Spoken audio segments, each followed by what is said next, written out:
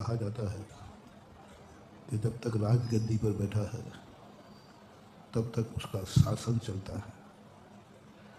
राजा के मरण के बाद उनका शासन खत्म हो जाता है। लेकिन तीर्थंकरों के संबंध में बड़ी विचित्र बात होती है। उनके निर्माण जाने के बाद भी उनका शासन चलता है। वर्तमान शासन किसका है? महावीर का है। चलो, क्या बात, शासक चला गया लेकिन शासन रह गया, बस यही महानता है। शासक के सामने यदि शासन है तो वो तो रावण का भी था। रावण का भी, शासक का तो शासन था, हिरण्यकश्यप का भी था, कंस का भी था, हिटलर का भी था, सिकंदर का भी था। जो शासक होता है उसका शासन तो होता ही है। अच्छे से नहीं हो तो बुरे तरीके से होता है, डंडे के बल पर होता है। लेकिन शासक के सामने शासन होना ये महानता का लक्षण नहीं है। शासक के जाने के बाद भी उसका शासन बना रहे, ये महानता है। तीर्थंकर एक ऐसी महाशक्ति होती है कि उनके जाने के बाद भी आज शासन बना हुआ है। उनके जाने के बाद भी आज उनके पंचकल्याणक मनाए जा रहे हैं। उनके जाने के बाद भी आज उनके मंदिर बोले जा रहे हैं। उनके जाने के बाद भी आज भी वह भक्तों के हृदय स्थल पर विराजमान है। और यह सबसे बड़ी महान व्यक्ति की सामने प्रशंसा हो रही है, वो कोई बड़ी बात नहीं है। लेकिन जाने के बाद भी वह राज्य करे, ये बहुत बड़ी बात है। जाने के बाद भी राज्य कर रहा है जिनके हृदयों में 24 तीर्थंकर आदिनाथ आदि हुए, लाखों करोड़ों असंख्यातों वर्ष हो गए हुए, लेकिन आज भी वह लोगों की श्रद्धा का विषय बने हुए हैं। आज वह नहीं है। व्यक्ति में जो कुछ होता है उसकी कोई महानता नहीं होती। व्यक्ति के नाम में दम होती है, वह व्यक्ति महान होता है। व्यक्ति में दम नहीं, व्यक्ति के दम की कोई कीमत नहीं होती। तीर्थंकर वो होते हैं जिनके नाम में दम होती है। वो चले गए लेकिन आज नाम अद्याप यस्यादित शासनस्य सताम प्रणेतो प्रतिमंगलार्थम प्रगृह्यते नाम परम पवित्रम सुसिद्धि कामेन जनेन लोके। पूज्यवर समंत भद्र महाराज ने कहा कि भगवान आप कैसी महान शक्ति थे। आपको यहाँ से गए हुए लाखों करोड़ों वर्ष हो गए, लेकिन फिर भी आज जनता आपका नाम लेती है और उनके ऐसे काम हो जाते जैसे आप साक्षात बैठे हो। सताम प्रतिमंगलार्थम, नाम आपका लेते उनका मंगल हो जाता है। तो ये विशेषता जो होती है कुछ बिरले लोगों में होती है। किन में होती है विशेषता? क्यों व्यक्ति मरने के बाद ही समाप्त हो जाता है? कितने लोग मरते हैं, कोई 3 दिन याद रखता है, कोई 13 दिन याद रखता है, कोई साल भर याद रखता है, कोई 1 पीढ़ी याद रखता है। इतने लोगों में से बैठे हुए अपने 7वीं पीढ़ी के दादाजी कौन थे, उसका नाम बताओ।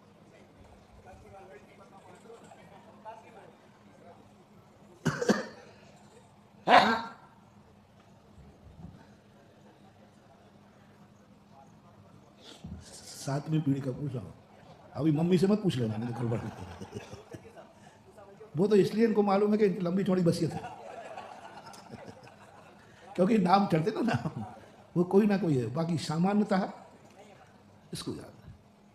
7 पीढ़ी के नाम भी किसी को याद नहीं है, और हमारी पीढ़ी देखो, हमें 24 पीढ़ियों के नाम याद है। महावीर से लेकर के आदिनाथ की 24 पीढ़ियां हैं, उनके नाम हैं। और ज़्यादा पूछो तो हमें अतीत काल की 24 के भी नाम है और भविष्य के भी याद है। तो ये कहलाती है जितनी पीढ़ी दर पीढ़ी दूसरा राजा हो गया फिर भी पुराने राजा का स्थान है। अजितनाथ हो गया फिर भी आदिनाथ पूज रहे हैं। संभवनाथ निकल गए लेकिन आज संभव अजितनाथ पूज रहे हैं। महावीर स्वामी का शासन हो गया फिर भी पारसनाथ पूज रहे। आज वही, कोई श्रद्धा में अंतर नहीं आया। ऐसी शक्ति क्यों जाग जाती है कि राजा बदल जाए फिर भी उसका शासन नहीं बदलता, राजा चला जाए फिर भी शासन नहीं बदलता। चलो ठीक है, जाने के बाद कोई राजा नहीं हुआ तो चलता रहा, महावीर स्वामी के बाद राजा नहीं हुए। लेकिन गजब तो ये है कि आदिनाथ भगवान के बाद 23 राजा हो गए, फिर भी आदिनाथ का आज भी नाम चल रहा है। अरे दूसरे राजा के बाद तो नाम मिट जाना चाहिए, अब तो राजा हो गया, 23 राजा हो गए, फिर भी आदिनाथ का नाम आज भी अक्षुण्ण है। आज भी पंचकर्मा हो रहे हैं, आज भी वेदियां बन रही हैं, आज भी मंदिर बन रहे हैं, आज भी लोग उनकी पूजा कर रहे हैं। क्यों? ऐसा क्या किया है? ये जिए हैं अपने लिए नहीं, दुनिया के लिए। इनके चलने से मंजिल नहीं मिली इनको, इनके चलने से रास्ते बने हैं दुनिया को। कितना अंतर है। हर व्यक्ति चलता है मंजिल पाने के लिए, पर कुछ लोग मंजिल को पाने के लिए जब चलते हैं तो उनको मंजिल ही मात्र नहीं मिलती, उनके चलने से बाद में रास्ते बन जाते हैं। ये तीर्थंकर ऐसे हुए जो स्वयं ने तो मंजिल पाई, लेकिन जहाँ से वे गुजर गए वो रास्ते बन गए। आज उनके रास्ते पे अपन चल रहे। इसी श्रृंखला में आज जिनका प्रसंग है, पूज्य गुरुदेव आचार्य विद्यासागर महाराज।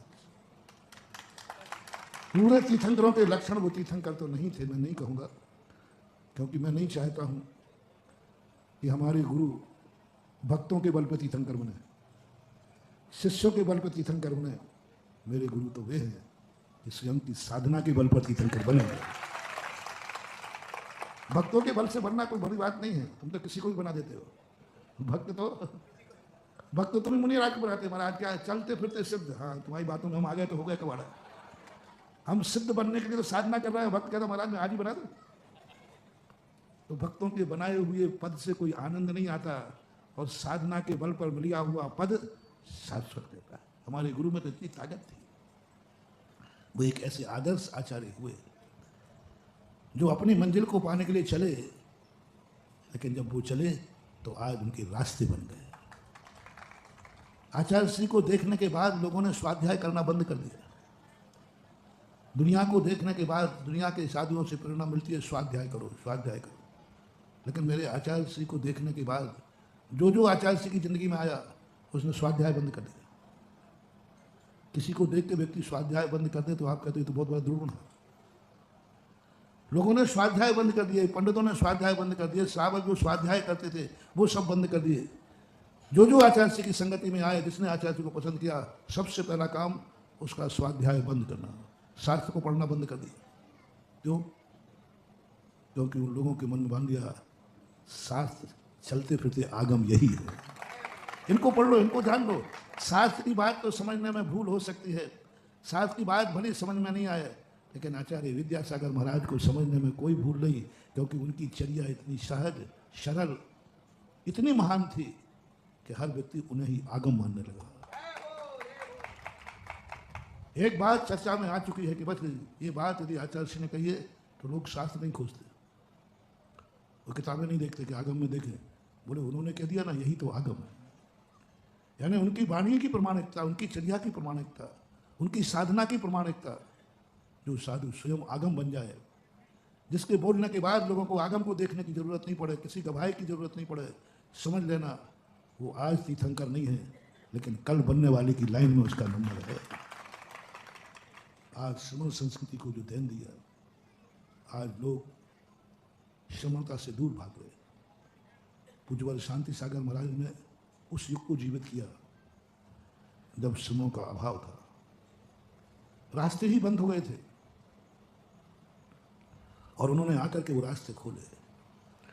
लेकिन आचार्य विद्यासागर महाराज पूज्य गुरुदेव का तो युग वो था जहाँ श्रमण थे, लेकिन श्रमणों के प्रति विपरीतता, विरोधाभास चालू हो गया।